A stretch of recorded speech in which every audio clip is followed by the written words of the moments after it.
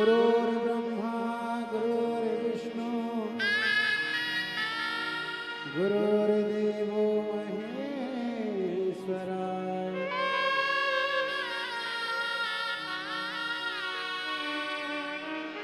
गुरुर्साक्षात् परब्रह्म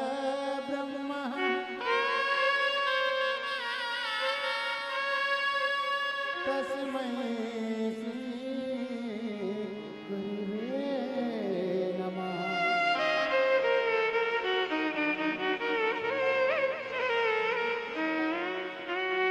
सत्य सत्य तुमको प्रणाम गुरुवर तुमको प्रणाम हो सत्य सत्य तुमको प्रणाम गुरुवर तुमको प्रणाम हो सत्य सत्य तुमको प्रणाम गुरुवर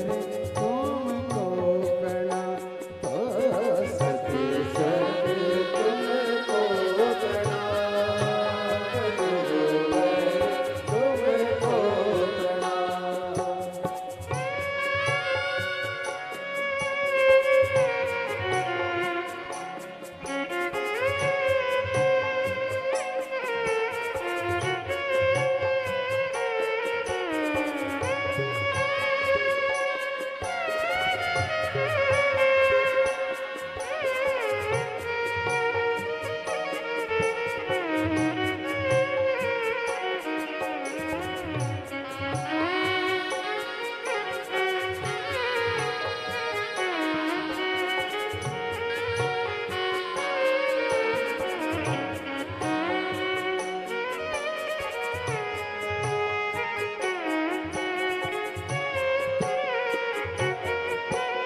को नहीं जानो जन्म मरण को नहीं जानो जन्म मरण को नहीं जानो जन्म मरण को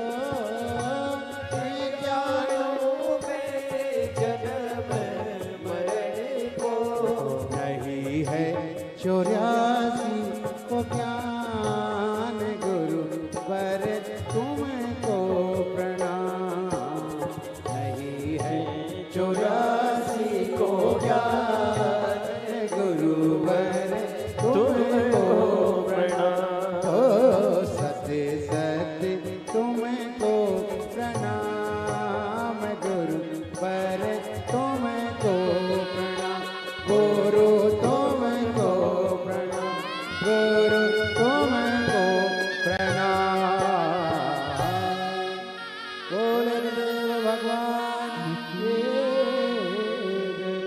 जय जय श्री राधे। श्री शिवाय नमस्तुभ्यम। पूज्य गुरुदेव का आगमन हो चुका है। गुरुदेव व्यासपीठ पर मंचासीन हो चुके हैं। आप सभी की तरफ से व्यासपीठ को नमन करते हुए हम सभी के प्रिय लाडले ठाकुर कल्लू जी महाराज के चरणों में नमन करते हुए और परम पूज्य गुरुदेव के श्री चरणों में नमन करते हुए और आप सभी शिव भक्तों के चरणों में नमन करते हुए आइए आज कथा के पंचम दिवस में प्रवेश करेंगे।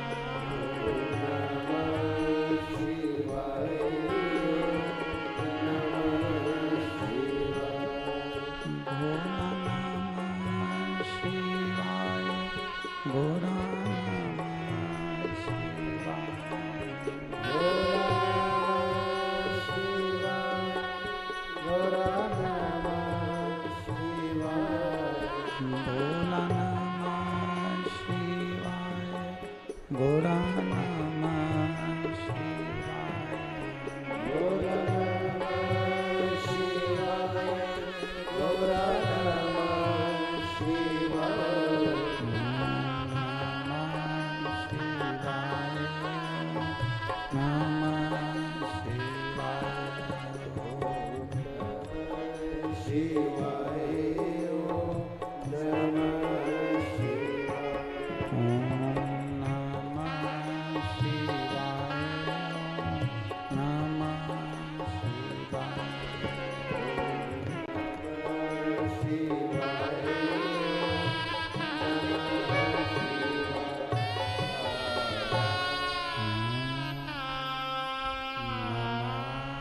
शिवाय। नमः शिवाय। ओम नमः शिवाय। विश्वनाथ भगवान की जय। महाकाल राजा की जय। ओमकारेश्वर भगवान की जय। चकलेश्वर महादेव की जय। भूतेश्वर महादेव की जय। गोपेश्वर महादेव की जय। वृंदावन बिहारी लाल की जय। कुबेरेश्वर महादेव की जय। हर हर महादेव। हर हर महादेव। हर हर महादेव। हर काशी विश्वनाथ ओगरदानी त्रिकालदर्शी कैलाशी अविनाशी भगवान शिव, जिनकी पुनीत पावन पवित्र शिव महापुराण की कथा संपूर्ण विश्व के कल्याण हेतु बाबा देवाधिदेव महादेव की कृपा से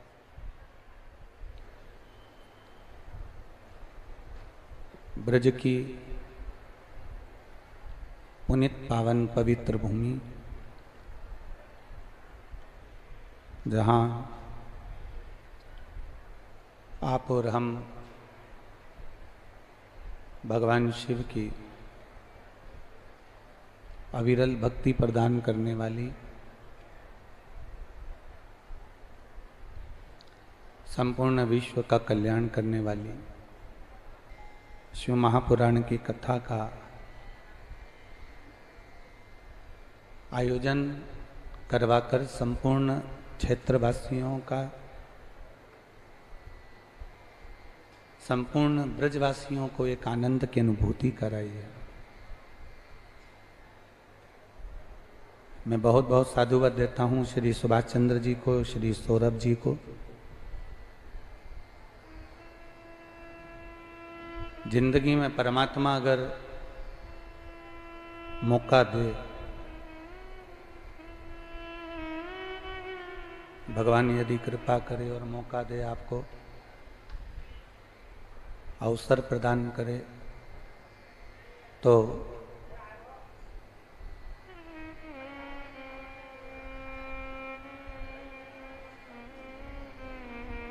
अवसर प्रदान करे और भगवान यदि मौका दे आपको, तो अपने जीवन में एक बार शिव महापुराण की कथा का आयोजन अवश्य कराएं, जिससे हमारी 71 पीढ़ी पार उतर सके।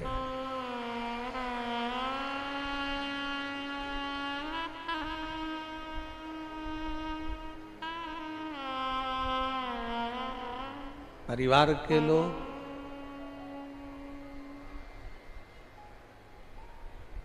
बैंक का बैलेंस देखते हैं।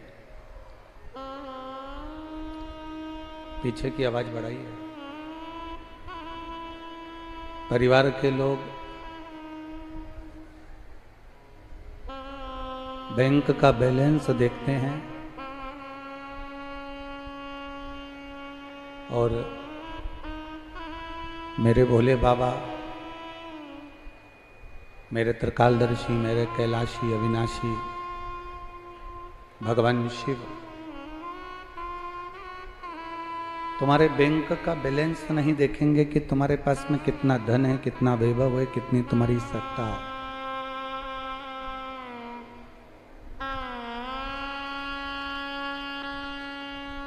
मेरे भोले बाबा तुम्हारा बैलेंस देखेंगे तो केवल तुम्हारी भक्ति का, तुम्हारे हृदय का, तुम्हारे मन का, तुम्हारी चित्तवृत्ति का और तुम्हारे भजन का बैलेंस देखेंगे कि तुमने कितना भजन किया है।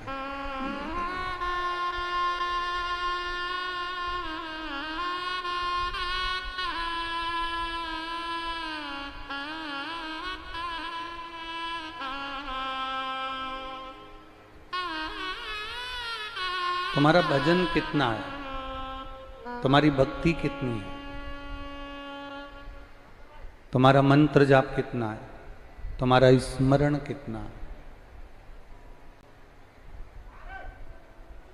तुम कितना भगवान की अविरल भक्ति को प्राप्त किए हो,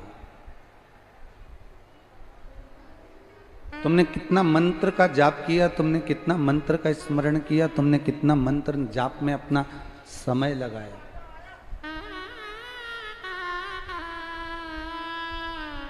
और शिव महापुराण की कथा तो यहां तक कहती है महाराज, आप अगर भजन में भी समय ना लगा पाए हो, आप भक्ति में भी समय ना लगा पाए हो, तो प्रयास करिए कि परहित में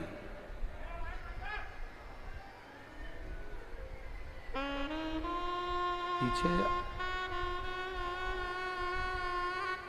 एलईडी गड़बड़ है क्या? एलईडी बंद है, पीछे की एलईडियां चालू करवाइए। एलईडी वाले पीछे जाके एलईडी देखें, एलईडी यहां चालू करवाएं।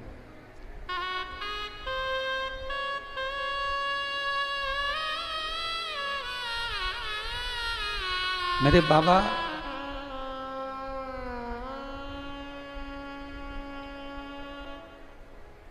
केवल अगर देखते हैं तो तुम्हारा भजन, तुम्हारा कीर्तन, तुम्हारा मंत्र जाप, तुम्हारा स्मरण, तुम्हारा नाम जाप, तुम्हारा भगवत भजन मेरे बाबा देखते हैं।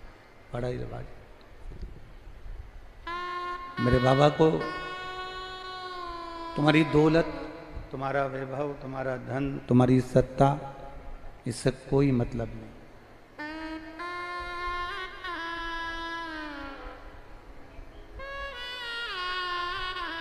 और देखो बिल्कुल सत्य है, परिवार वाले को तुम्हारे बैंक के बैलेंस से मतलब होगा कि तुम्हारी डायरी में कितना पैसा है, तुम्हारी डायरी में कितना रुपया है, तुम्हारी बैंक की बुक में कितना रुपया, कितना पैसा, कितना लिखा है। पर उस परमात्मा को तुम्हारे बैंक बैलेंस से मतलब क्या? उसको केवल एक मतलब है, और मतलब भी नहीं कह सकते हम, तो कहेंगे केवल एक भाव है कि तुम्हारा भजन कितना है, तुम कितना मंत्र जाप करे हो, कितना नाम जाप करे हो, तुम कितना कीर्तन करे हो, तुम कितना देवालय शिवालय में जाकर तुमने कितना नाम का स्मरण किया है।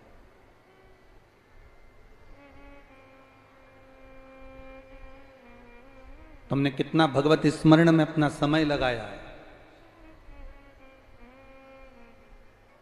और वो समय जो तुमने परमात्मा को दिया है, वो परमात्मा तुम्हारे उस समय को संजो कर रखता है। भगवान उस समय को संजो कर अपने पास में रखता है, और उस समय को अपने पास रखने के बाद वही समय मेरा परमात्मा तुम्हें वापिस करता है, वही समय।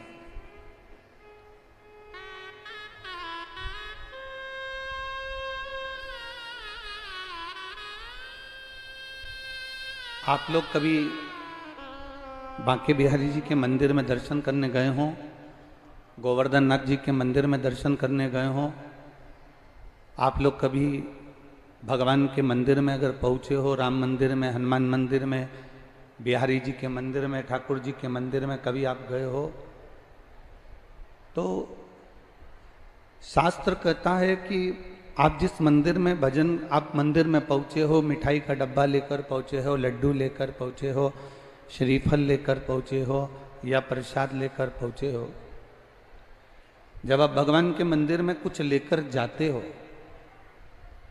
तो मंदिर के अंदर उस प्रसाद को पूरा की पूरा रख लिया नहीं जाता है।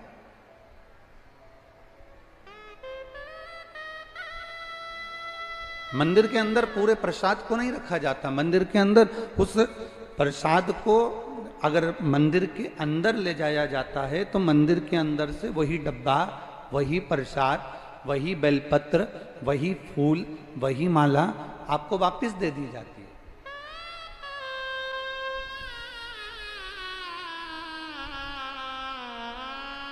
आपको वापस प्रदान कर दिया जाता है। अपने पास में भगवान ने आपका मिठाई का डब्बा भी नहीं रखा। वो मिठाई का डब्बा जो आपने दिया वो आपको वापस मिल गया।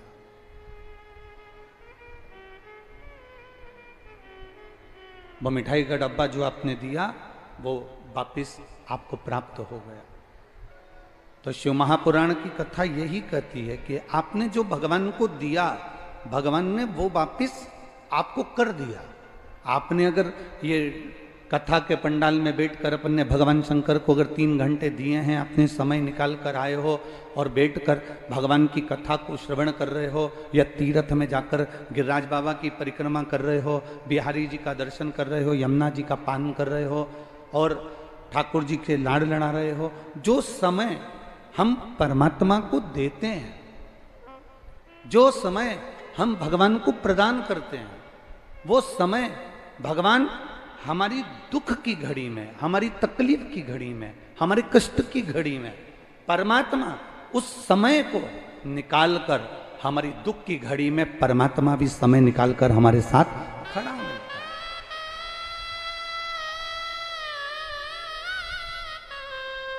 भगवान भी दुख की घड़ी में हमारे साथ में सम्मुख में खड़ा मिलता है। हमारा जो हमने अपने समय में से निकालकर जो परमात्मा को समय दिया है, हमने जो समय निकालकर भगवान को समय प्रदान करा है, वो समय परमात्मा हमको देता है। वो समय हमको भगवान जरूर देता।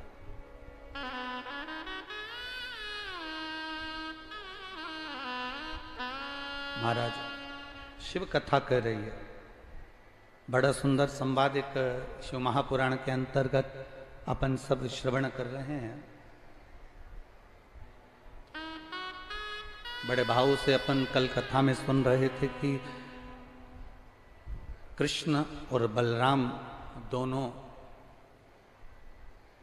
मथुरा में कंस के सम्मुख में उस रंग महल के अंतर्गत, उस आनंद के अंतर्गत पहुंचे हैं। और बलराम जी ने पूरा बल लगा लिया है और आखिरी में बलराम जी ने जो बल लगाया, बलराम जी जो बल लगाए हैं, बलराम जी का लगाया हुआ बल जब वहां पर पूर्ण तरह से दिखा कि यह सफल नहीं हुआ, तब भगवान कृष्ण के पास आए।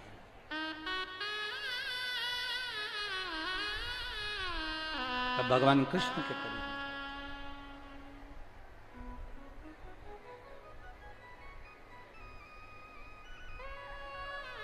संपूर्ण बल लगाने के बाद और भगवान कृष्ण के करीब हम पहुंचे और भगवान कृष्ण के पास में पहुंचकर भगवान कृष्ण ने पूछा कि बात क्या है, क्या हुआ क्या? तो कहा महाराज बस केवल हुआ तो ये है कि हमने पूरा बल लगा लिया, पर कंस इतनी जल्दी मरने वाला नहीं। हमको नहीं लगता कि ये कंस इतनी जल्दी मर जाए। शिव महापुराण की कथा कहती है, बीमारी अगर आ जाती है, रोग यदि आ गया, बीमारी यदि आ गई, रोग अगर पहुंच गया शरीर के अंदर, तो वो रोग इतनी जल्दी समाप्त नहीं होता, थोड़ा समय जरूर लेता।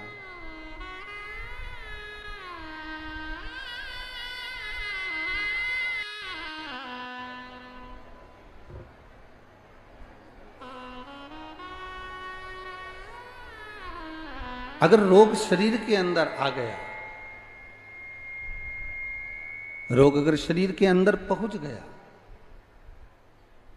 तो उस रोग को समाप्त होने में, उस रोग को कम होने में थोड़ा समय जरूर लगता है।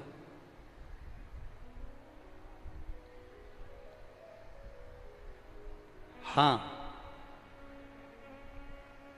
कर्म की गति को काटने में थोड़ा समय जरूर लगता है।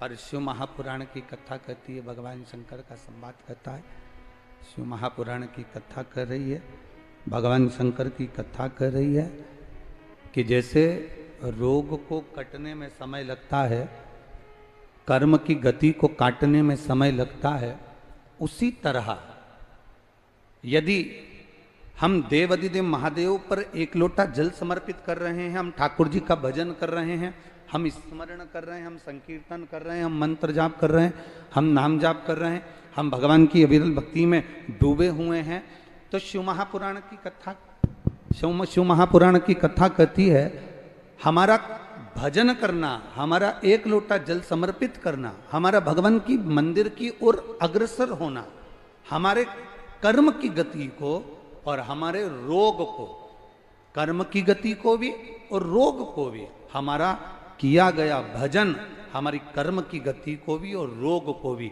धीरे धीरे धीरे धीरे समाप्त कर ही देता है, और वो रोग आखिरी में खत्म हो ही जाता है।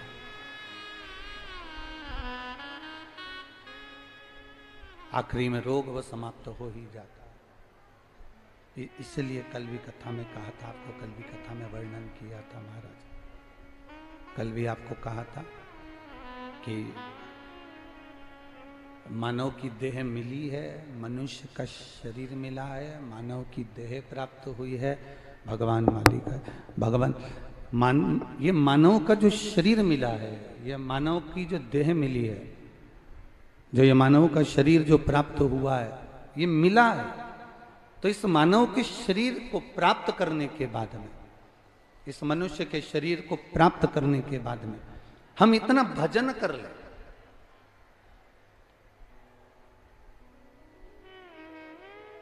हम भगवान की वो अविरल भक्ति को प्राप्त कर ले, जिस भक्ति के बल पर हमारा दुख, हमारा कष्ट, हमारा रोग, हमारी तकलीफें, ये सब धीरे धीरे धीरे धीरे समाप्त होती चली जाए। कर रही है शिव महापुराण वर्णन कर रही है, भगवान शंकर का संवाद कर रहा, शिव कथा कर रही है। कर्म की गति को काटना है, रोग को भी काटना है,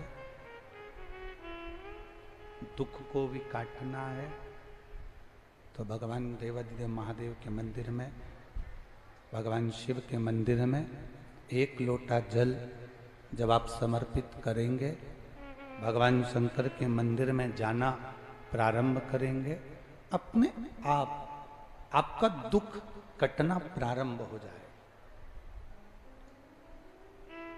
अपने आप। अब उसमें ना तो सियोर वाला महाराज कुछ करेगा, ना दुनिया का कोई सा महाराज तुम्हारे लिए कुछ करेगा।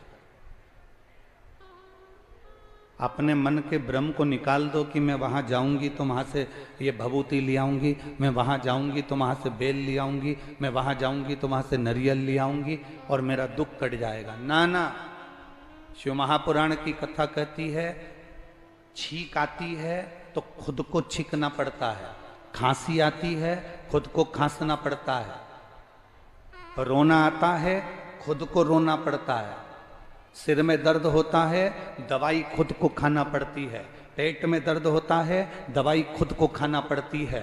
उसी तरह हमारे जीवन में जो हमारे कर्म का दुख आएगा वो हमको भोगना है। इसलिए भगवान का भजन हम स्वयं करेंगे तो हमारे कर्म की गति का दुख अपने आप कटता चलेगा। अपनी कर्म गति का दुख अपने आप कटेगा, अपनी कर्म गति का दुख अपने आप कटता चले जाए। आप अपने कर्म के अनुसार अपनी कर्म की गति का दुख आप स्वयं अपने भजन के अनुकूल, आप अपने कीर्तन के अनुकूल, भक्ति के अनुकूल मिटा सकते हो। एक बात आपसे पूछें, आप सब उत्तर देंगे ऐसा हमारा विश्वास कहता है। अभी नेट कौन सा जीबी चल रहा है? 5G, 4G की 3G की 1G? जम के बोलो जरा। 5G। अब आपसे पूछें कि पूर्व में जो नेट चलता था, एकदम पूर्व में जो नेट चलता था, धीरे धीरे धीरे धीरे आदमी थोड़ा बहुत यूज करता था, थोड़ा बहुत चलाया, थोड़ा बहुत देख लिया और आखिरी में वो अपने काम में लग गया, वो अपने कर्म में लग गया, वो अपने कर्म में लगा। नेट स्लो था, मनुष्य फास्ट था। बोलो सही है कि गलत है? अरे जम के तो बोलो जरा। नेट स्लो था, मनुष्य फास्ट था। नेट स्लो है और मनुष्य फास्ट है। अब नेट फास्ट है और मनुष्य स्लो है। थोड़ा बहुत हिल लेता था, चल फिर लेता था, काम कर लेता था, मेहनत कर लेता था और अपनी मेहनत में तत्पर रहता था, अपनी मेहनत में प्रबलता में वो अग्रणी रहता था। अब धीरे धीरे धीरे धीरे धीरे धीरे वो व्यक्ति जो है, मनुष्य जो है, वो नेट तो फास्ट हो गया पर मनुष्य स्लो हो गया। मम्मी ने कहा जा बाजार से हिला दे, अभी मंगवाता हूं, बस मोबाइल पर कॉल किया और सामान आ गया। वो हिलना पसंद नहीं करा।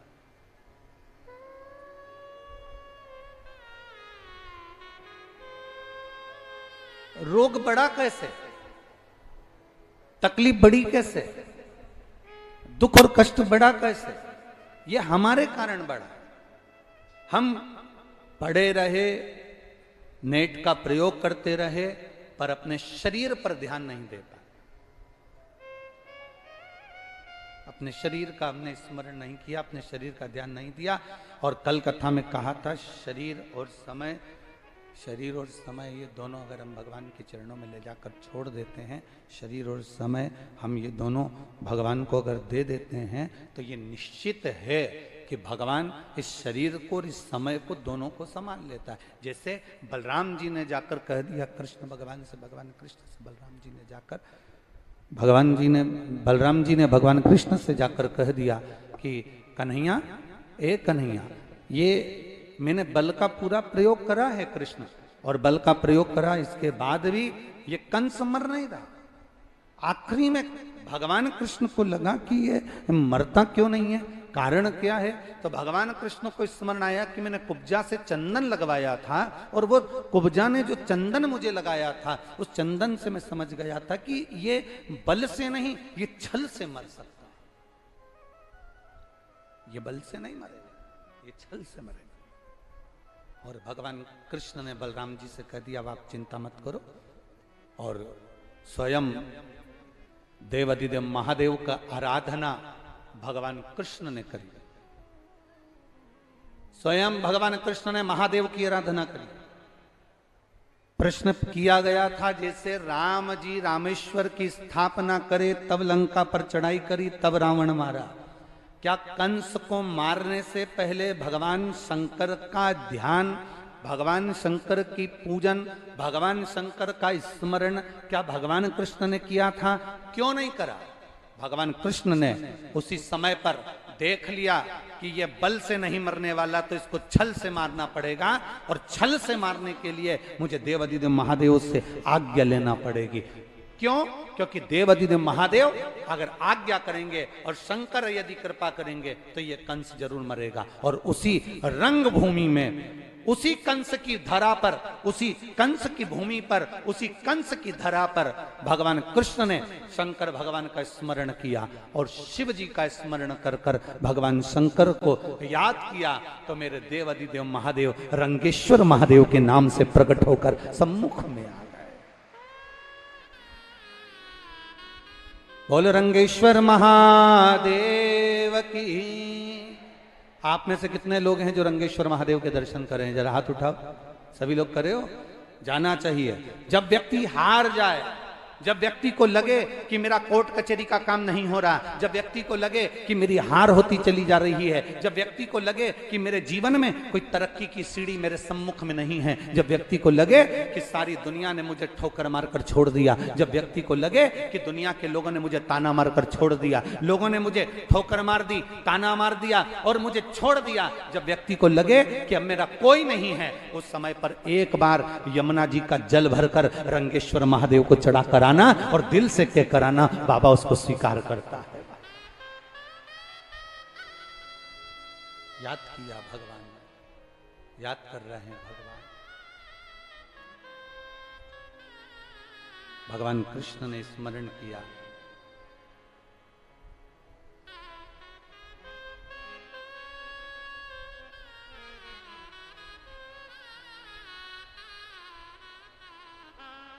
देखो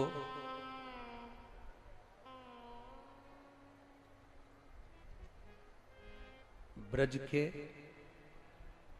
कुछ महादेव का मंदिर, ब्रज के अंदर कुछ देवाधिदेव महादेव के मंदिर, भगवान शिव का मंदिर ऐसे हैं जिस मंदिर के अंदर भी अगर हम नहीं पहुंचे, मंदिर के दरवाजे तक भी हम नहीं पहुंचे, तो हम केवल उसको हृदय से स्मरण कर लेते हैं, तो महादेव हमारे ऊपर कृपा जरूर बरसा देते हैं। ऐसे मंदिर भी इस ब्रज धरा पर विराजमान।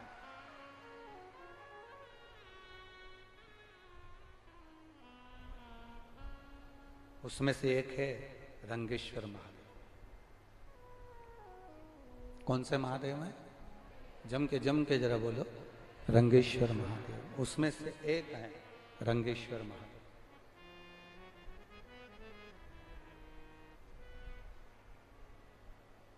हम तो यहां तक लोगों से कहते हैं, आप लोगों ने अगर पूर्व में कथा सुनी हो तो हमने कई बार कथाओं के माध्यम से वर्णन किया, यदि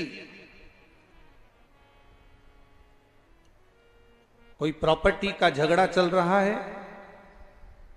कोई अदालत में पति पत्नी का झगड़ा चल रहा है, भाई भाई का झगड़ा चल रहा है, कोई नातेदार रिश्तेदार के माध्यम से कोई गलत तरीके से किसी ने अगर कोई केस लगा दिया, कोई प्रशासनिक कार्यवाही चल रही है, तो शिव महापुराण में हमने पहले भी वर्णन किया, आज फिर कहते हैं, एक बेलपत्र, एक शमी पत्र, एक दुर्वा और एक कनेर का पुष्प, मुख से बोलिए, एक बेलपत्र, एक शमी पत्र, एक दुर्वा, एक कनेर का पुष्प और एक अक्षत आखा, इनको रखकर रंगेश्वर महादेव, कुंदकेश्वर महादेव और चंपेश्वर महादेव, इन तीनों का स्मरण कर कर जब हम बेलपत्री के पेड़ के नीचे मट्टी का ढेला बनाकर, मट्टी का पार्थिव शिवलिंग बनाकर उसी पर ये समर्पित कर देते हैं और उसी शिवलिंग को दीप दिखाने के बाद में उसी शिवलिंग का विसर्जन कर कर ये चढ़ी हुई बेलपत्र, शमी पत्र, दुर्वा, कनेर का पुष्प, अक्षत का दाना, इसको हम लेकर वापिस सजाएं और कैसा भी प्रशासनिक तकलीफ चल रही हो, लगभग 20 दिन इंतजार करना, 21वें और 22वें दिन बाबा चाहेगा तो निर्णय आपके पक्ष में ही आएगा, ये निश्चितता। रंगेश्वर महादेव विजेता का प्रतीक है।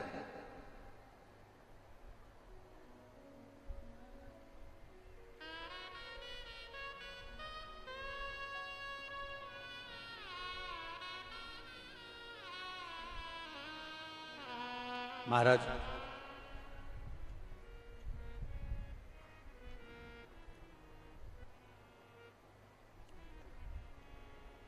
कल हमको माननीय कमल जी ने बहुत बहुत साधुवाद देंगे और सौरभ जी को हम धन्यवाद देंगे कि कल ट्रैफिक इतना जाम था, पर जैसे ही कमल जी के पास, सौरभ जी के पास में, सौरभ अग्रवाल जी के पास में और इनके पास, इन्होंने कहा गुरुजी बरसाना चलेंगे, हमने कहा दर्शन हो जाए राधा रानी के, इससे बढ़कर सुख और क्या चाहिए।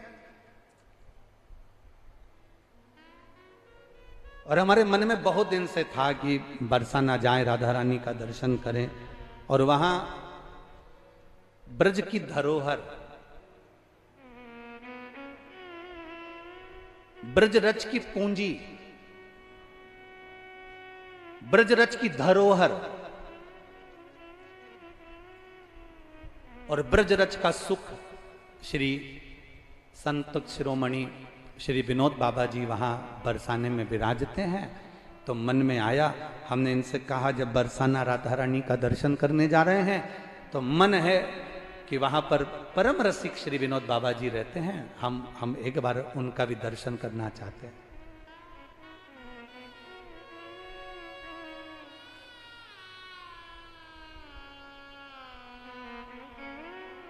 जब पहुंचे राधा रानी का भी दर्शन हो गया, विनोद बाबा जी से भी मिलना हुआ, उनका दर्शन हुआ, तो वास्तवता लगती है। कोई पूछे तुमसे कि संत का दर्शन क्यों करना चाहिए, शिव महापुराण की कथा कहती है संत जितनी माला जपते हैं, संत जितना स्मरण करते हैं, संत जितना राधा कृष्ण शिव राम जिसका भी स्मरण कर रहे होते हैं, उन संत की कृपा की दृष्टि और उनके मुखाग्रविंद का मात्र दर्शन हो जाए तो जीव का कल्याण तो वैसे ही हो जाता वैसे। और वहां पहुंचकर एक बड़ा सुख का अनुभव हुआ। हम जब पहुंचे, बाबा जी की कुटिया थी छोटी सी, वहां कोई ना कोई दिखावे का काम तो वहां था नहीं है, और संत का जैसा भाव होता है कुछ भी नहीं, छोटी सी कुटिया, पुरानी सी दीवार, छोटा सा दरवाजा, उसके अंदर से जाकर जब हम पहुंचे, मट्टी का नीचे फर्श मर्स तो कुछ लगा नहीं था, केवल गोबर लिपा हुआ था, छोटी सी कुटिया। आप में से कोई गए हैं? आप लोग गए हैं विनोद बाबा जी के दर्शन करने के लिए? तो वहां छोटी सी कुटिया, अंदर जाकर हम जब पहुंचे, और पहुंचने के बाद मन में बहुत बड़ा भाव था, बहुत बड़ा भाव था। हमने सुना था कि जो बहुत भगवान की भक्ति में डूबे होते हैं, रामकृष्ण की भक्ति में डूबे होते हैं, जो राधा रानी की भक्ति में डूबे होते हैं, जो देवी जी की भक्ति में डूबे होते हैं, जो दत्त की भक्ति में डूबे होते हैं, जो भगवान की अविरल भक्ति में डूबे होते हैं, उनको वो भक्ति शंकर के द्वारा प्राप्त होती है। तो हमारे मन में था एक बार प्रश्न करा जाए बाबा जी से कि आप राधा जपते हैं, आप कृष्ण जपते हैं, राम जपते हैं, क्या कभी आपने शिव भक्ति का भी स्मरण किया है? पर हमें मालूम पड़ा था कि बाबा जी उस समय पर तो मौन रहते थे, उस समय मौन का समय था उनका, और मौन व्रती थे उस समय पर, रात्रि के समय पर उनका मौन व्रत छूटता, तो हमको आना था। तो हमें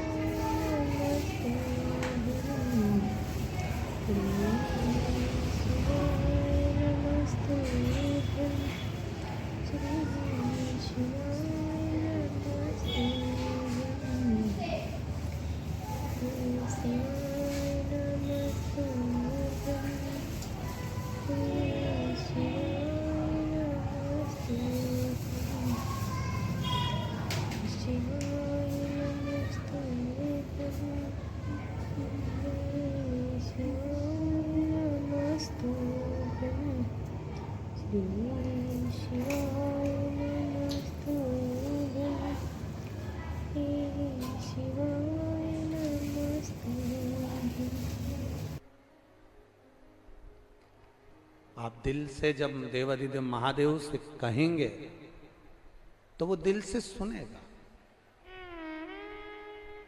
मेरे कृष्ण ने, मेरे ठाकुर जी ने बलराम जी से कहा तुम चिंता मत करो, ये मरेगा कंस और इसको मारूंगा,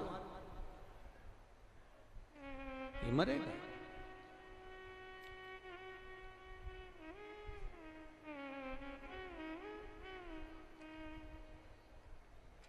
व्यक्ति के प्राण कब जाते हैं?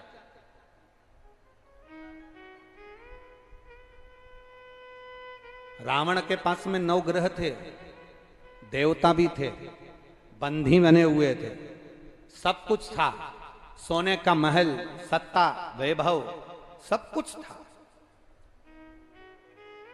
आखिरी में रावण का अहंकार रावण को मार दिया। रावण का अभिमान रावण को समाप्त कर दिया।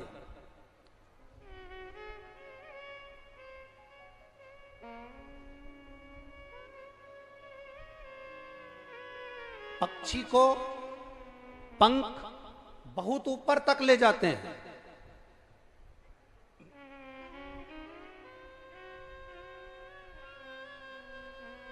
पक्षी को पंख बहुत ऊपर तक ले जाते हैं। और जिस व्यक्ति में नम्रता होती है, जिस व्यक्ति के अंदर नम्रता थोड़ी बहुत भी है, उस व्यक्ति को परमात्मा भी हाथ पकड़कर बहुत ऊंचाई तक लेकर जाता है। रावण की नम्रता समाप्त हो गई थी और कंस की नम्रता समाप्त हो गई थी।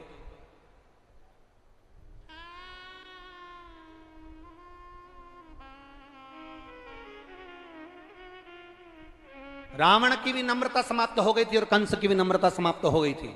रावण जब माता सीता के सामने पहुंचा था तो जानकर रावण कहता था कि तू मेरी हो जा और मुझे अपना बना ले।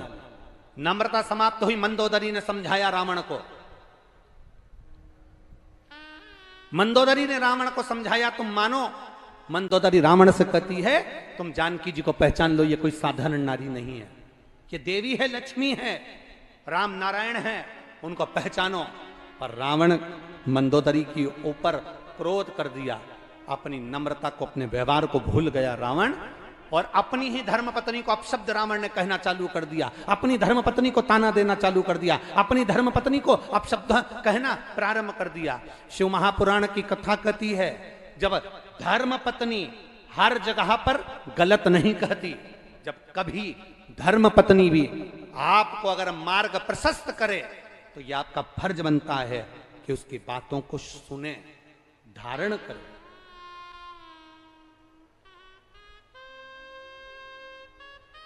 जरूरी नहीं कि वो आपके लिए कुछ गलत सोचेगी ना, कुछ श्रेष्ठता भी वो आपके लिए रखेगी।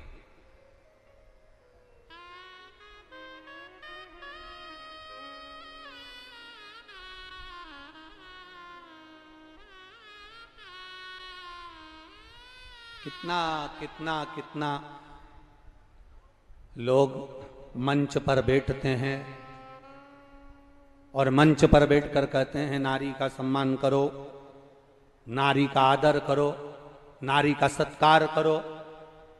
जो कहते हैं हम उनसे भी कहते हैं कि एक बार अपनी चित्तवृत्ति से अपने घर की नारी का भी आदर होना चाहिए, अपने घर की नारी का भी सम्मान होना चाहिए, अपने घर की नारी का भी आदर पूर्ण होना चाहिए। बहुत जरूरी है। नम्रता रावण भूल गया था। जैसे मंदोदरी ने रावण को समझाया था, कुब्जा, जब भगवान कृष्ण ने कुब्जा को पूरा ठीक कर दिया, कुब्जा का शरीर पूरा ठीक कर दिया, कुब्जा पूरी ठीक हो गई, कुब्जा पूरी अच्छी हो गई। जब कुब्जा पूर्ण तरह से ठीक हो गई, तब भगवान कृष्ण ने जब कुब्जा को पूरी तरह से ठीक कर दिया, तब कुब्जा सबसे पहले दौड़कर कंस के महल में गई थी। जब बलराम जी भगवान कृष्ण से कह रहे थे कि ये कंस नहीं मर रहा,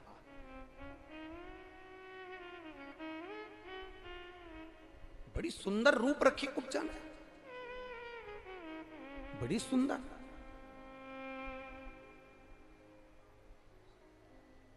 इतना सुंदर रूप कुब्जा का हो गया था कि कुब्जा श्रृंगार करी हुई, जो टेढ़ी चलती थी, जो बूढ़ी दिखती थी, जो टेढ़ी होकर चल रही थी कुब्जा, वो एकदम सुंदर हो गई। और सुंदर होते से कुब्जा सबसे पहले कंस के महल में गई।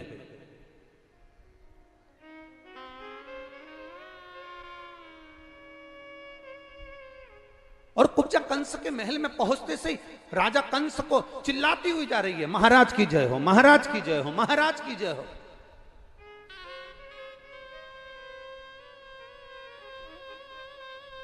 मथुरा के राजा की जय हो, मथुरा के महाराज की जय हो, मथुरा के राजा की जय हो, मथुरा के महाराज की जय हो।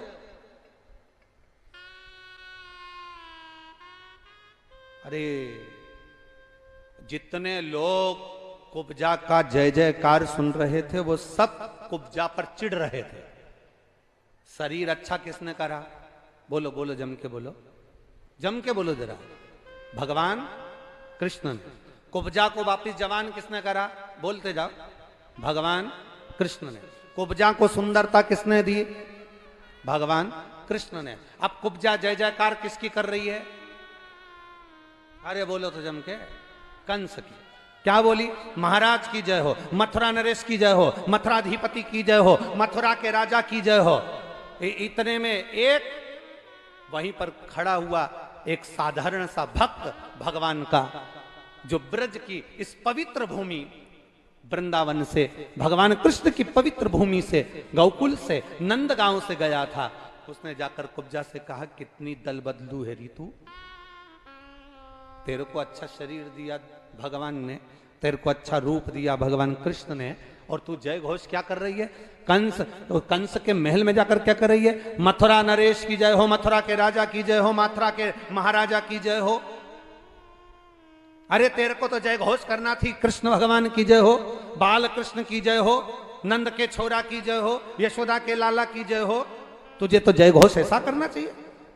अरे कुब्जा ने कहा, तुम सब मुझे समझोगे नहीं।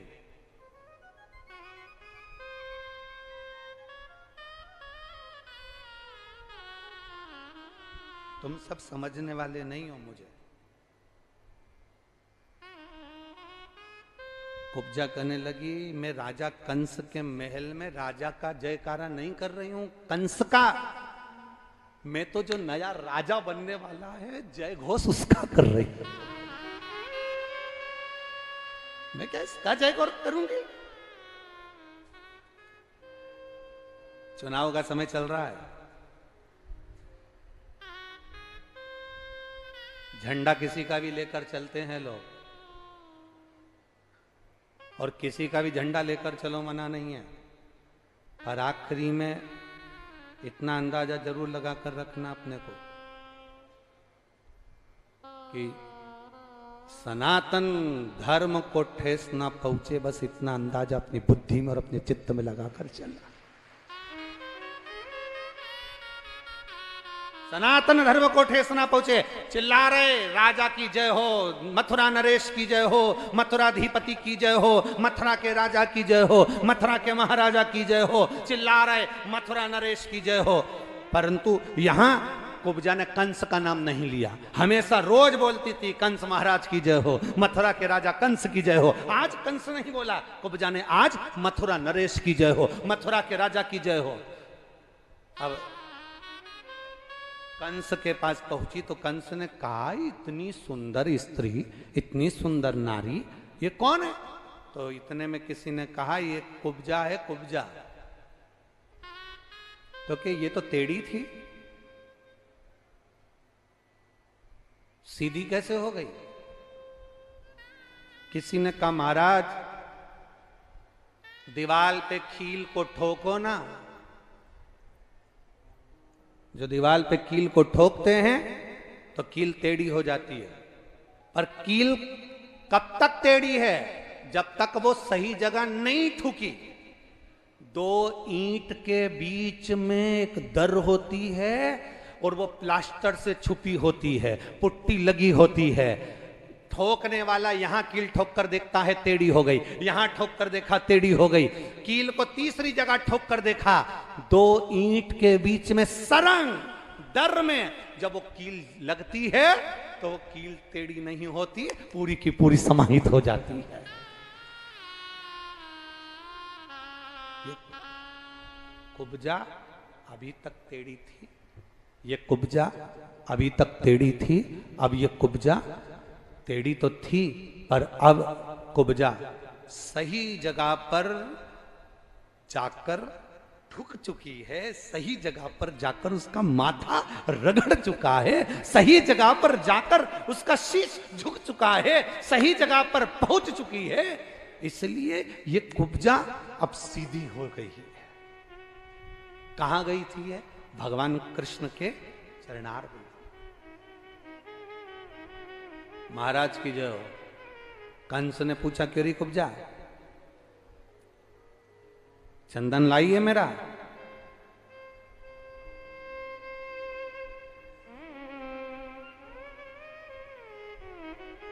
चंदन लाइए।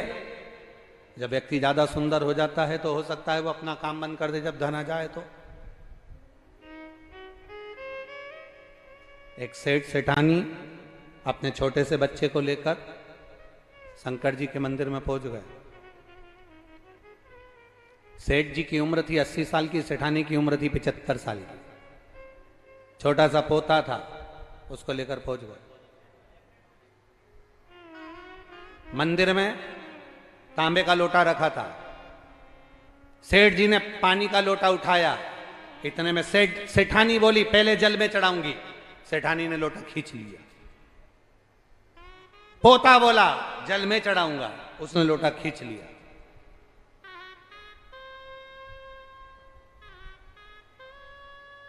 इतने में तो सेठ जी ने लोटा भरा, शंकर जी के ऊपर ले गए। सेठानी दौड़कर पहुंची, लोटे को पकड़ा, छोड़ो तुम, पहले जल में चढ़ाऊंगा। पति बोला पहले मैं चढ़ाऊंगा, पत्नी बोले पहले मैं चढ़ाऊंगी। और वो लोटा दोनों लड़ रहे थे और शंकर जी पे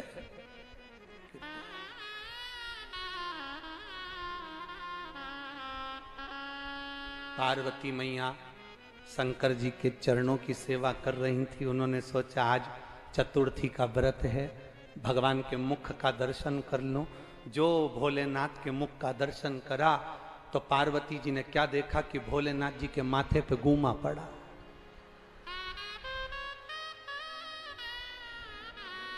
पार्वती जी ने शिव जी से पूछा, बाबा प्रभु ये क्या है? शंकर भगवान बोले, सारी समस्या का हल एक लोटा जल है। एक लोटा जल है। अरे प्रभु आपके सिर पर चोट? हाँ, क्या हुआ? एक पति पत्नी आपस में झगड़ा कर लिए, लोटा मेरे ऊपर गिर गया। इतने में पार्वती जी बोली, 1 मिनट की देरी मत करो, पहले उस भक्त के घर जाओ और उसको वर देकर आओ। शंकर जी ने पूछा, उसने मेरा सिर फोड़ दिया और तू कह रही है कि उनको आशीर्वाद देकर आओ? हाँ, जल्दी जाओ आशीर्वाद दे के आओ। शंकर जी ने पूछा, क्यों? बड़ा विचित्र भक्त है, वो तो अच्छा हुआ धीरे से फोड़ा, इसलिए वो ज्यादा तेज फोड़ दे, उससे पहले चले जाओ। मंदिर में ही सेठ सेठानी थे। शंकर जी शिवलिंग में से प्रकट हो गए। मांग तुझे क्या चाहिए? इतने में छोटे से पोते ने पूछा, दादी कौन है ये? दादी बोली, शंकर जी हैं। पति ने पूछा, कौन है ये? शंकर जी हैं।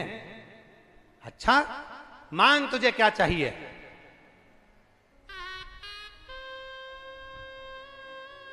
इतने में सबसे पहला पोता बोला, मैं मांगूंगा, छोटा हूं।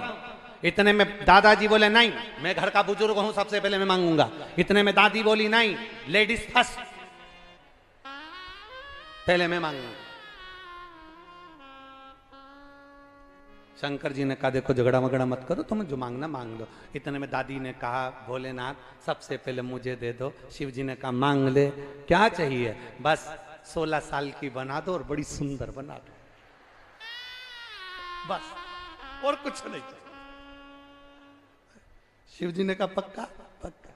भोलेनाथ जी ने पूछा, तू 16 साल की क्यों बनना चाहती है? ये डोकरा बहुत परेशान करता है, तुम मुझे 16 साल की बना दो और सुंदर बना दो। भोलेनाथ जी ने कहा, तथास्तु। वो 16 साल की बन गई, लहंगा चोली और छोटी मोटी करके, और वो बूढ़े डोकरे के सामने ऐसे ऐसे ही, और उससे कह, देख ले तेरे मुंडा में दांत नहीं।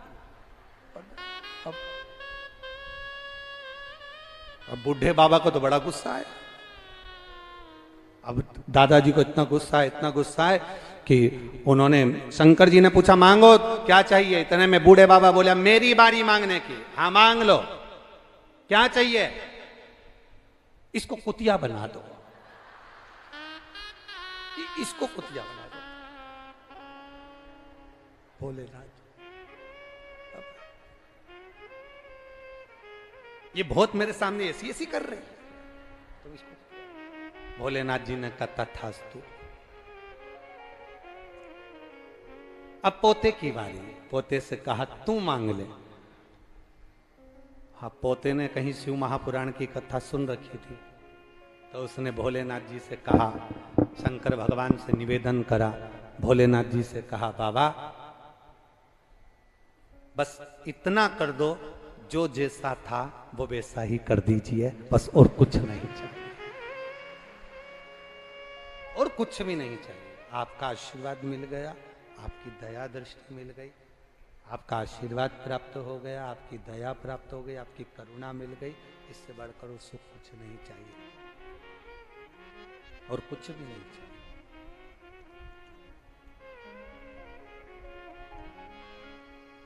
अब कुब्जा को लगा कि कंस को लगा कि बड़ी सुंदर हो गई, ये बड़ी सुंदर दिख रही है, बड़ी सुंदर है, ये क्या चंदन लगाएगी।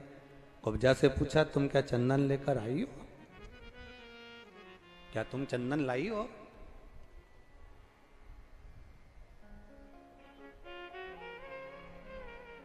क्या तुम चंदन लाई हो? कुब्जा ने झूठ नहीं कहा, आज कुब्जा ने सत्य कह दिया, चंदन तो लाई हूं, पर जो मैंने कृष्ण के मस्तक पर लगाया था वो चंदन तेरे लिए लेकर आए।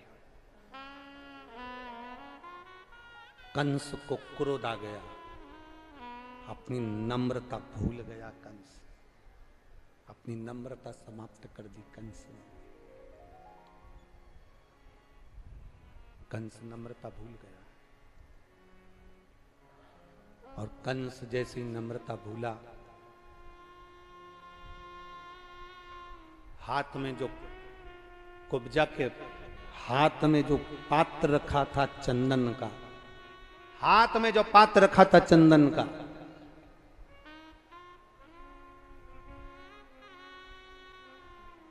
कंस ने अपने दूतों से कहा कि इसके हाथ से पात्र लेकर बाहर फेंक दो।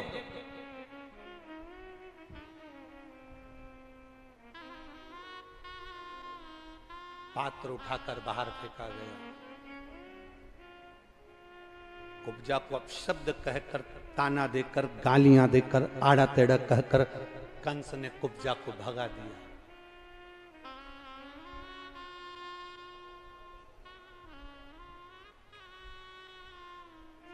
कंस कहता है तू मुझे जानती नहीं कुब्जा,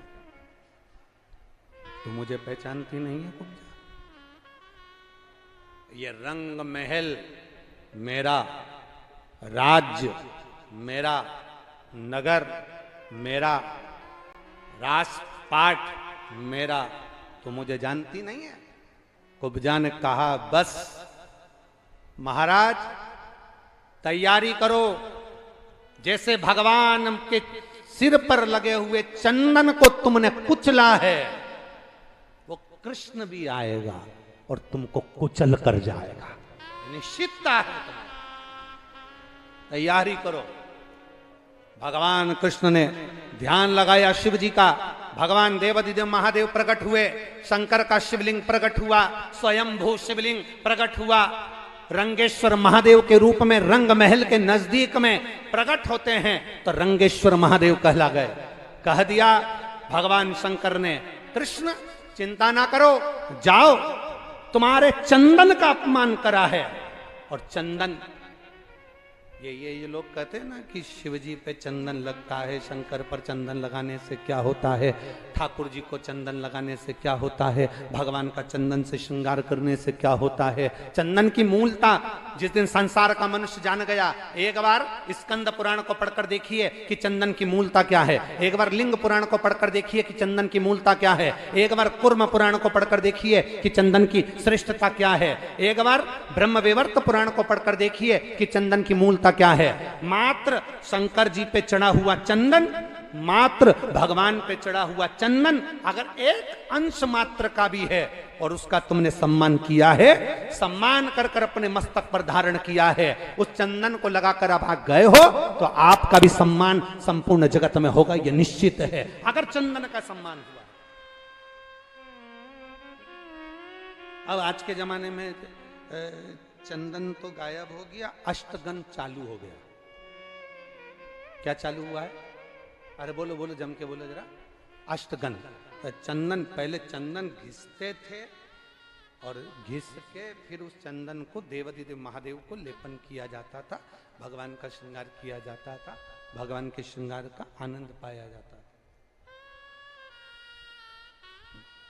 भगवान शिव की आराधना कर भगवान कृष्ण चले और मेरे ठाकुर जी उस रंग महल पर जाकर तुरंत सिंहासन पर चढ़कर कंस भागा।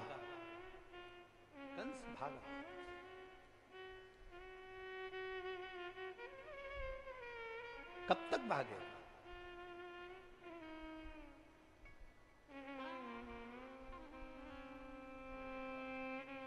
कितनी भी बादाम खाओ,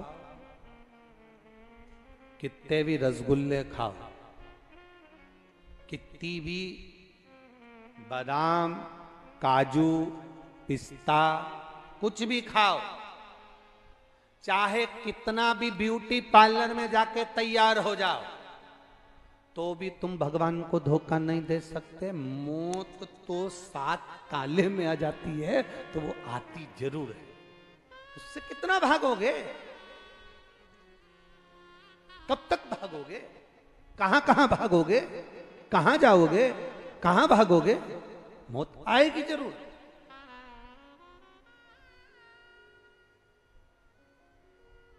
बस इतना याद रखना कि मृत्यु तो सबकी आना है, मौत सबकी आना है, प्राण सबके जाना है, अंत समय सबका आना है, सबके प्राण जाएंगे, सबकी मृत्यु होगी। पर एक बात का स्मरण अपने अंदर रखना कि अंत समय में उस परमात्मा को याद करते रहना। महाराज,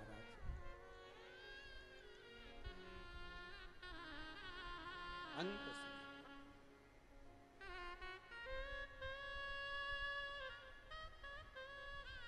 समय में इतना जरूर स्मरण रहे कि हम उस परमात्मा को अपने करीब बुलाने का प्रयास करें, अपनी नम्रता ना छूटे।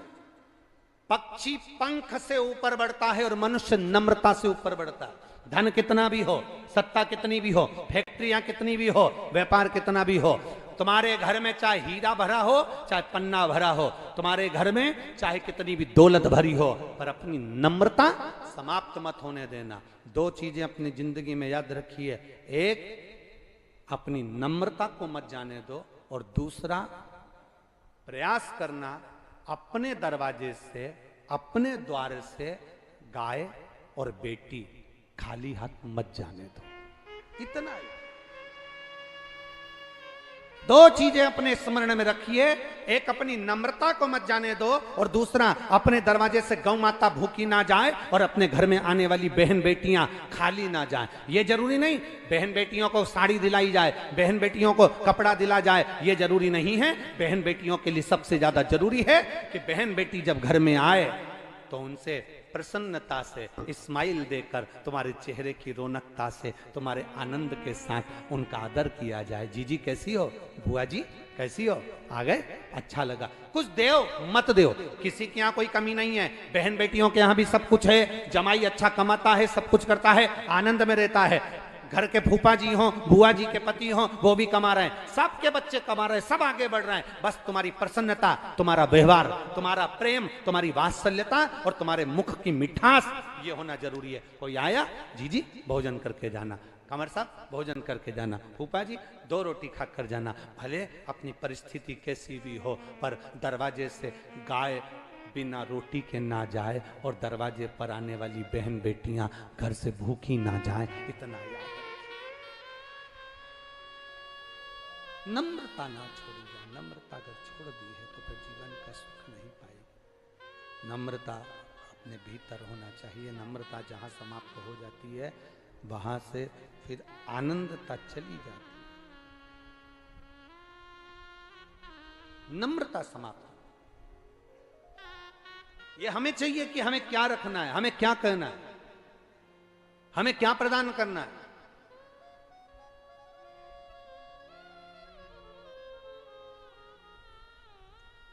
अभी यहां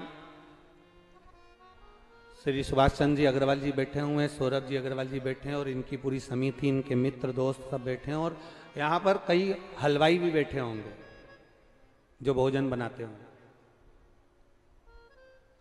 और तुम्हारे यहाँ शादी हुई होगी, बच्चों का जन्मदिन हुआ होगा, या तुम्हारे यहाँ कोई फंक्शन हुआ होगा, तो हलवाई ने लिस्ट दी होगी। बोलो, अरे बोलो तो जम के, दी कि नहीं दी?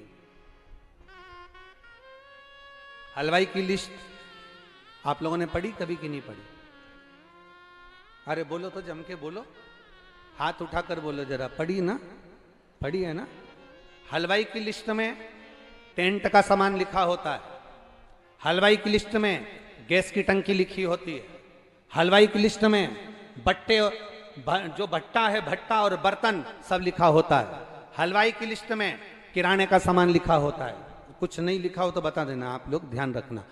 किराने का सामान लिखा होता है, हलवाई की लिस्ट में डेयरी का सामान, दूध, दही, शहद, घी, जो भी लिखना है वो सब लिखा होता है। हलवाई की लिस्ट में सारा किराना, सारा दाल, चावल, बर्तन, भांडे सब लिखा रहता है। टेंट का सामान, गैस का सामान, भट्टी का सामान, नारियल भी लिखा होगा, अगरबत्ती भी लिखी होगी। उस हलवाई की लिस्ट में सारा सामान लिखा होता है, पर हलवाई की लिस्ट में तुलसी का दल नहीं लिखा होता है। लिखा होता है क्या? जम के तो बोलो जरा, नहीं लिखा होता। हलवाई की लिस्ट में सारा सामान मिलेगा, पर हलवाई की लिस्ट में कहीं नहीं लिखा होगा कि भोजन में डालने के लिए तुलसी का दल चाहिए। ये हलवाई की लिस्ट में नहीं लिखा होता। ये तुलसी का दल हमें याद रखना पड़ता है कि मेरे यहाँ पर शादी है, मेरे यहाँ कार्यक्रम है, मेरे यहाँ फंक्शन है, मुझे तुलसी का दल भोजन में डालना है। बोलो सही है कि गलत है? हलवाई की लिस्ट में सारा सामान लिखा होता है, पर तुलसी का दल नहीं लिखा होता। तुलसी का दल हमें याद रखना पड़ता है। उसी तरह संसार की लिस्ट में, परिवार की लिस्ट में परमात्मा का नाम नहीं लिखा होता, पर उसे हमें याद करना पड़ता है कि वो भी है। हम उसे याद करते रहे।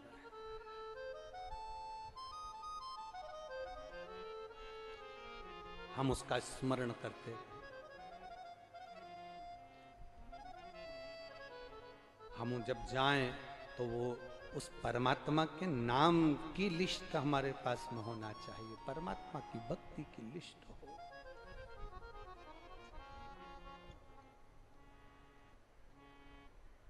वो लिस्ट हमारे पास में।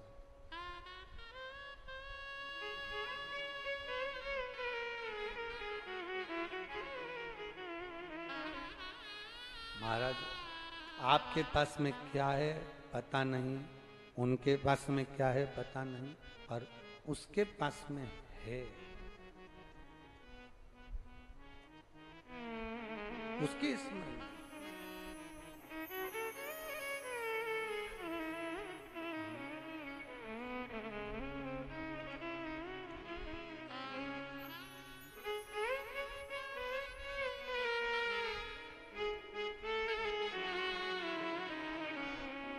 जितना जिसके भाग्य में होता उतना ही वो पाता है।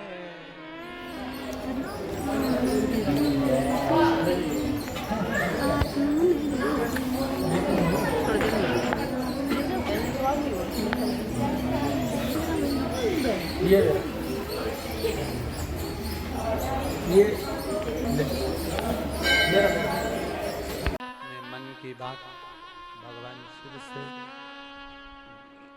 भाव से, देवाधिदेव महादेव से अपने हृदय की बात कही है। जिसको जहां जगह मिले वहां बैठकर बोलो, पर बोलो बैठ कर। एक बार खड़े रहकर बाबा से प्रार्थना ना करो। हाँ, अगर पानी गिरता, कीचड़ होता तो हम कह देते कि खड़े होकर आप प्रार्थना कर लो, पर यहां तो ब्रज की रज है, दरी या कालीन की भी जरूरत नहीं आपको बैठने के लिए, ब्रज में बैठ जाओ, जहां जगह मिल जाए वहां। ब्रज की रज में तो कहीं पर भी बैठकर प्रार्थना कर सकते, भाव से, दिल से। जितने कार्यकर्ता खड़े हैं वो भी 2 क्षण बैठकर प्रार्थना करो। बार बार ये कथा कोसी में नहीं होने वाली, वो तो श्री सुभाष चंद्र जी अग्रवाल जी, सौरभ जी अग्रवाल जी आपके भाग्य जगह हैं, पूर्वजों की कृपा हुई है, उनका आशीर्वाद मिला है, तो ये पवित्र कथा यहाँ हो रही है, ये पवित्र कथा यहाँ हो रही है। आप दिल से जहां जगह मिले वहां बैठकर भाव से बाबा से प्रार्थना करें। सब साथ में बोले, भाव से पुकारते हुए बोले, श्री शिवाय नमस्तुभ्यं, श्री शिवाय नमस्तुभ्यं, श्री शिवाय नमस्तुभ्यं, श्री शिवाय नमस्तुभ्यं, श्री शिवाय नमस्तुभ्यं। भोला सब दुख काटो हमारा, ओ भोला सब दुख काटो हमारा। शिव शंकर जप तेरी माला, भोले बाबा जप तेरी माला, भोला सब दुख काटो हमारा, ओ भोला सब दुख काटो हमारा। वेश मंगल मंगलकारी, वेश मंगल मंगलकारी, शमशान वासी हमारा, शमशान वासी हमारा, ओ भोला सब दुख काटो हमारा, ओ भोला सब दुख काटो हमारा। शिव कथा कह रही है, भगवान शंकर का संवाद कर रहा है, शिव महापुराण की कथा वर्णन कर रही, भगवान शंकर का संवाद कर रहा है, शिव कथा वर्णित हो रही। भगवान स्वयं शिव प्रकट हुए, भगवान कृष्ण ने कंस को पछाड़ा, मारा। कृष्ण और बलराम दोनों देवाधिदेव महादेव के सामने पहुंचे। ये कथा चल रही है रंगेश्वर महादेव की। दोनों सामने पहुंचे, सामने शिवलिंग, कृष्ण बलराम दोनों बैठे, हाथ जोड़कर भगवान कृष्ण और बलराम जी ने भगवान शिव का स्मरण किया। कृष्ण कहते हैं बलराम जी से, ये शिव की कृपा है, उनकी उदारता है, जो ये कंस मरा है।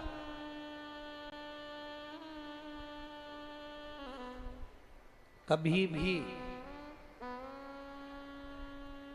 अपने जीवन काल में ये मत कहना कि जैसे कोई व्यक्ति कह देता है वो तो मैंने करा, ना ना,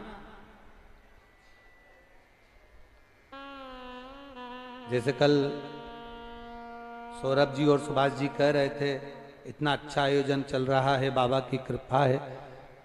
उनके मुख से एक बार भी ये नहीं निकला कि गुरुजी हम करा रहे हैं या ये करा रहे हैं या वो करना, ना, उनके मुख से एक ही बात निकला, जी तो बाबा करा रहा है।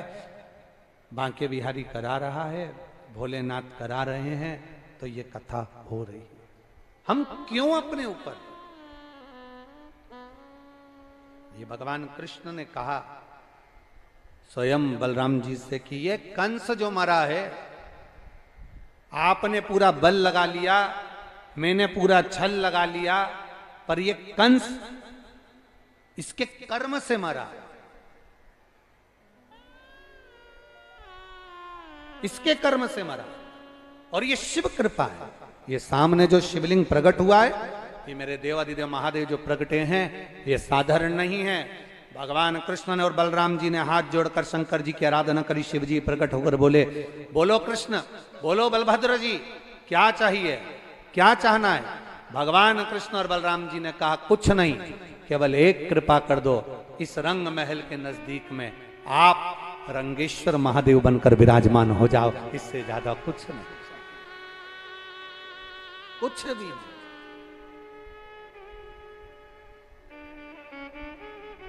बोल रंगेश्वर महादेव की, आप विराजमान हो जाओ। कहते हैं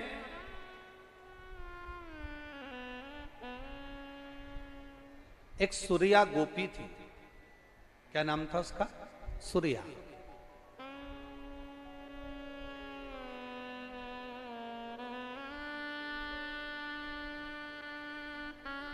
महाराज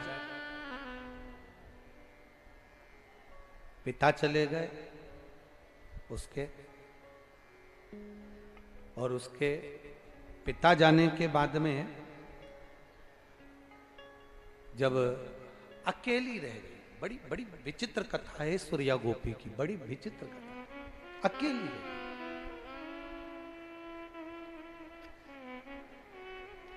सूर्या के पिता गए, उसका पति गया, वो अकेली रही, अकेली, कोई भी नहीं उसका। और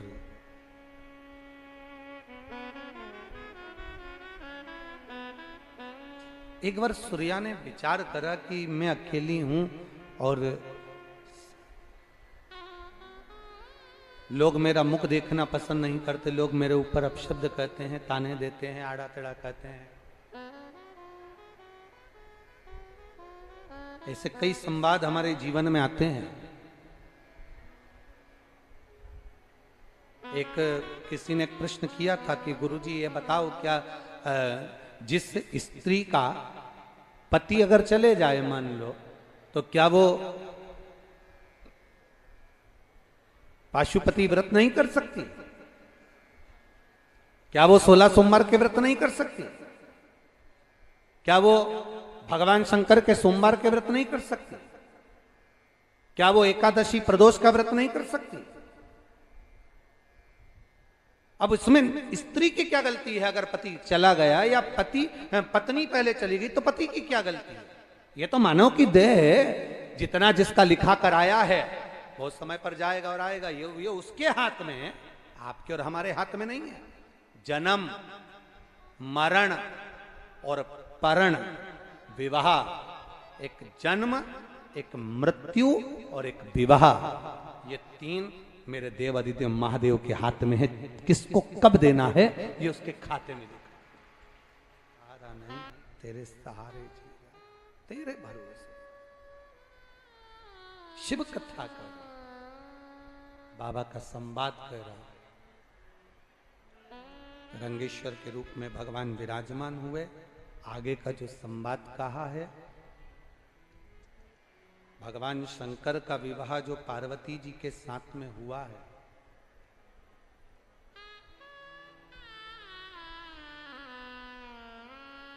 शिव जी के पुत्र षडानंद कार्तिकेय गंगा जी के जल से प्रकट होते,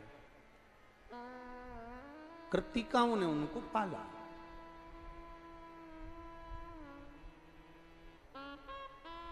और कृतिकाओं ने पाला इसलिए उनका नाम कार्तिकेय हुआ। 6 पुत्र थे, अलग अलग थे। कृतिका ने देखा कि इन 6 को दूध पिलाना रहता है तो वो एक साथ दूध पीते हैं, रोते हैं तो एक साथ रोते हैं। क्या करा जाए? कृतिकाओं ने गंगा जी का जल हाथ में लिया और कृतिकाओं ने गंगा जल हाथ में लेकर उसी समय पर 6 ही पुत्रों पर छोड़ा। अगर हमारा विश्वास पक्का है, हमारा भरोसा पक्का है, हमारा सौभाग्य अगर दृढ़ी है, हमारा दृढ़ता पक्की है, तो ये तीनों की 6 की 6 एक हो जाए। 6 पुत्र एक हो गए, कृतिकाओं ने एक करा, इसलिए उनका नाम कार्तिकेय, उनका नाम सदानंद कार्तिकेय रखा गया, कार्तिकेय नाम पड़ गया। देखिए, आकाश से बड़ा, ये आसमान जितना बड़ा है ना, आसमान जितना बड़ा है, आकाश जितना बड़ा है, आकाश से बड़ा आनंद होता। जम के बोलो, क्या बड़ा होता है? जम के बोलो जरा, जम के। आनंद बड़ा होता है। आकाश से बड़ा आनंद, आकाश से आनंद बड़ा होता है। नारी से सुहाग बड़ा होता है। नारी से बड़ा क्या है? सुहाग बड़ा होता है। और भगवान से भगवान का नाम बड़ा होता है। भगवान से बड़ा है भगवान का नाम। आप जो भगवान का भजन करते हो, कीर्तन करते हो, मंत्र का जाप जपते हो, यहां बैठकर श्री शिवाय नमस्तुभ्यम बोलते हो, उसका एक मंत्र जाप का एक फल बड़ा होता है, एक फल बड़ा होता है उसका। कभी अगर मौका लगे ना आप लोगों के जीवन में, और आपका हम तो नवयुवक बेटा बेटी से कहेंगे, तुम कंपटीशन एग्जाम में बैठने जा रहे हो, परीक्षा देने जा रहे हो, तुम कोई इंटरव्यू देने जा रहे हो, कोई सरकारी नौकरी की तैयारी करने जा रहे हो, एक बात अपने भीतर उतार कर रखो। कभी कभी जिंदगी में अगर तुमको अच्छा लगे, तो प्रयास कर देखना, पूरी मेहनत करो,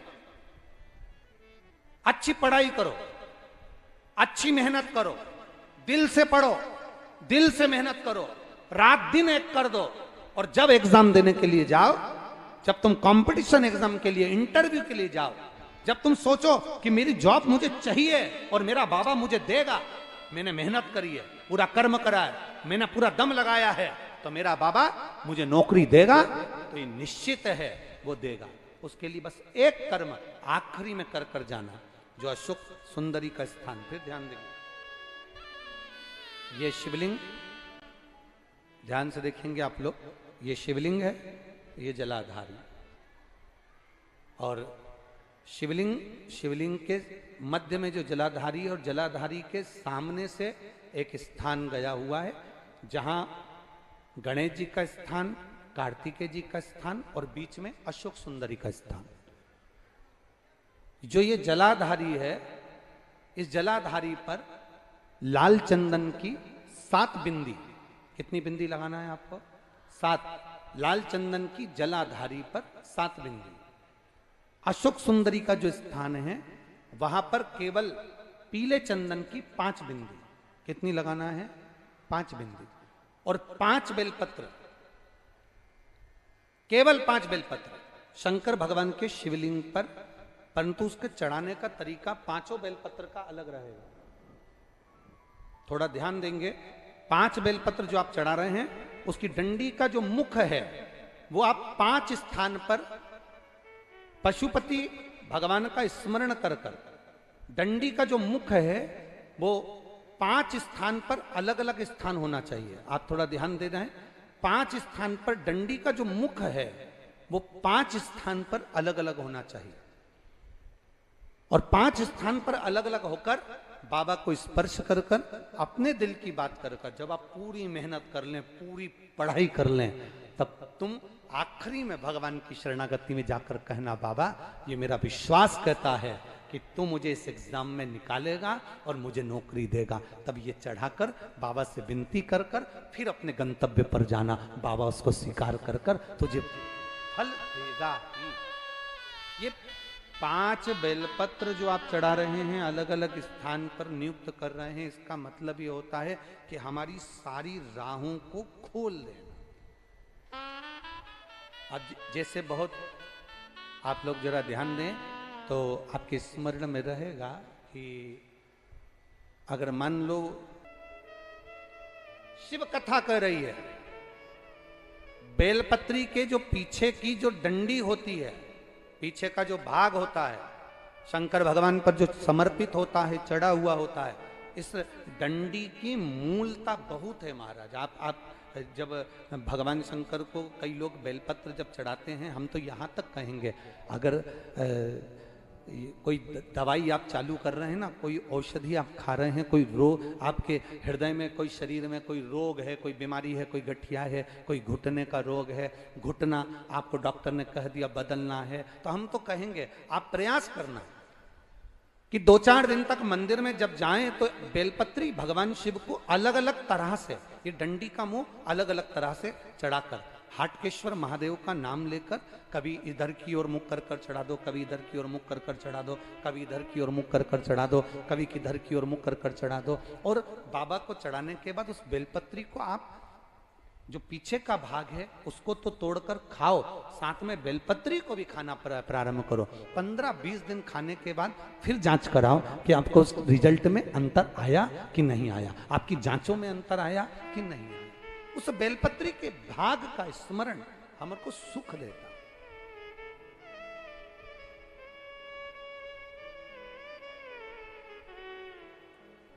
अरे तेरा ही दिया मैंने खाया पिया है, तेरा शुक्रिया है, तेरा शुक्रिया है। भगवान षडानंद कार्तिकेय का प्रागट्य हो। मां कह रही है जाओ ए षडानंद कार्तिकेय, तारकासुर का वध करो, पर इतना याद रखना कि तारकासुर के हृदय में शिव बसा हुआ, उसके हृदय में बाण नहीं लगना चाहिए।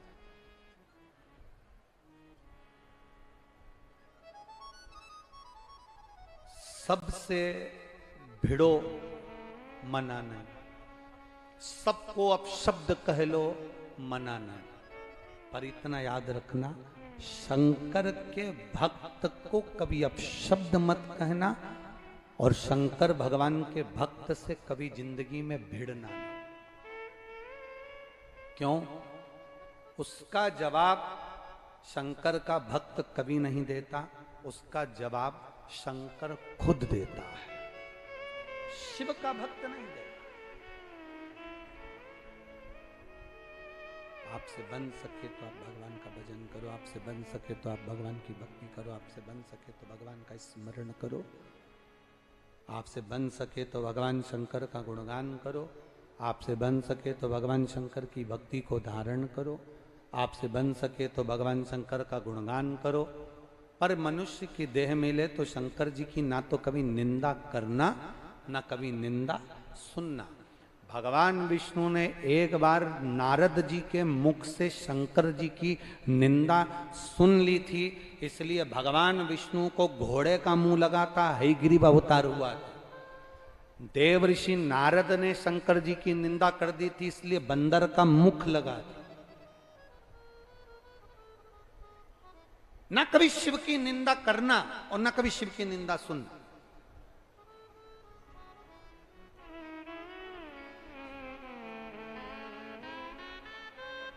भोलेनाथ जी से प्रार्थना करो और उस पुजारी जी से कहो कि शिव के भक्त का जवाब भक्त कभी नहीं देता, देता है महादेव।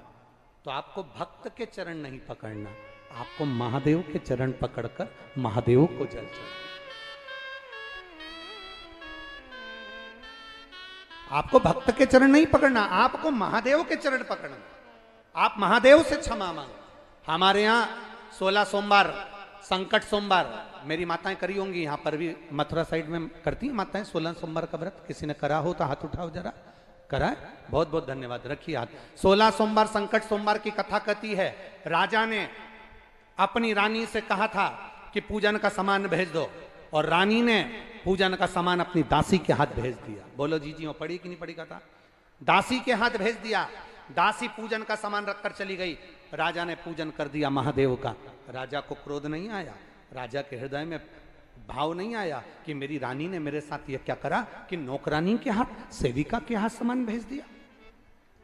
राजा को दुख नहीं, पर महादेवों ने उसका फल लिया। आखिरी में रानी को स्वप्न में आकर कह दिया कि इसको धक्के मार कर निकाल दे। रानी धक्के खाती खाती जहां जाती थी, एक बुढ़िया की टोकरी सिर पर रख ली, उसका कपास पूरा बेकार हो गया। किसी के यहाँ गई, कुम्हार के यहाँ, उसके मटके चटकने लगे। जिस पानी में, सरोवर में हाथ डालती थी उसमें कीड़े पड़ जाते थे। आखिरी में रानी किससे कहे, दर दर भटकती रही। 16 सोमवार की कथा कथी है, संकट सोमवार की कथा कथी है। रानी भटकते भटकते किसी गुरुवर के पास में जाकर कहती है, मैंने शंकर का अपमान कर दिया, मेरे को कौन माफ करेगा? गुरु कहते हैं कि तुम्हें माफ केवल शिव ही कर सकते हैं। तुम शंकर का 16 सोमवार का व्रत करो और उस शंकर से आराधना करो, वो दे।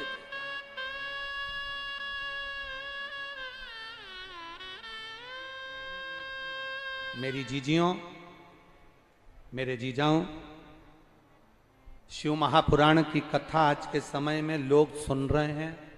शिव के मंदिर जाते हैं, पशुपति व्रत करते हैं, 16 सोमवार करते हैं, प्रदोष करते हैं, शंकर को जल चढ़ाते हैं। कई जगह पर लोग शंकर जी के नाम से ये चिढ़ने लगे कि ये सियोर वाले महाराज ने ये कर दिया, वो कर दिया, सियोर वाला महाराज ने ये कर दिया, सबको मंदिर जाना चालू कर दिया, ढोंग कर दिया, प्रपंच कर दिया। हमारा तो इतना सा निवेदन है, इसको तुम चाहे ढोंग समझो, चाहे प्रपंच समझो, पर भारत की भूमि का सनातन धर्म का व्यक्ति कम से कम मंदिर जाना चालू कर दिया, इससे बढ़कर कोई सुख नहीं। धर्म की अधर्म का, प्राणियों में विश्व का, और विश्व का कल्याण कब होगा? जब एक एक घर का बच्चा भगवान के दरवाजे तक जाना प्रारंभ करेगा। तुम्हें खुशी होना चाहिए कि जो बहुएं टीवी पर सीरियल देखती थीं, अब उन बहुओं का मन सीरियल में नहीं लगता, टीवी पर कथा सुनने में लगता है। ये तुम्हें प्रसन्नता होना चाहिए, ये प्रसन्नता तुम्हारे अंदर होना चाहिए।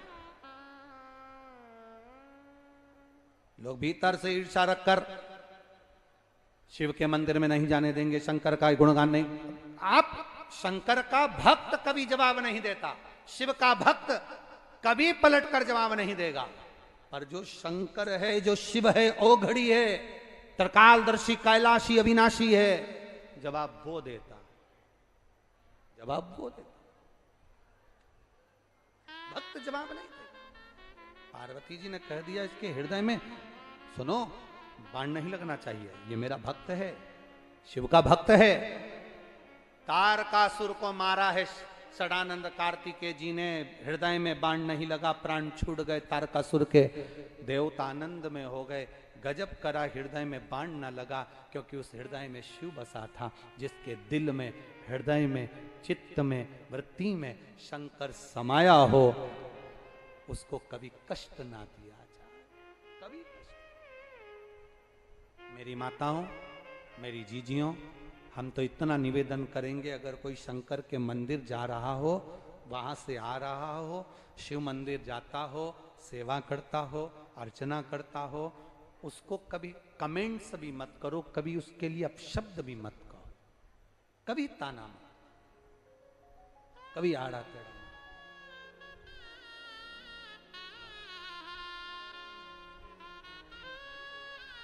बन सके अच्छा कहो, बन सके अच्छा करो, और बन सके तो अच्छा बोलो, प्रयास करिए। वो शिव है, ओघड़ी है, दयालु है, दाता। ऐसा मेरा शंभु, ऐसा मेरा शंकर त्रिकालदर्शी।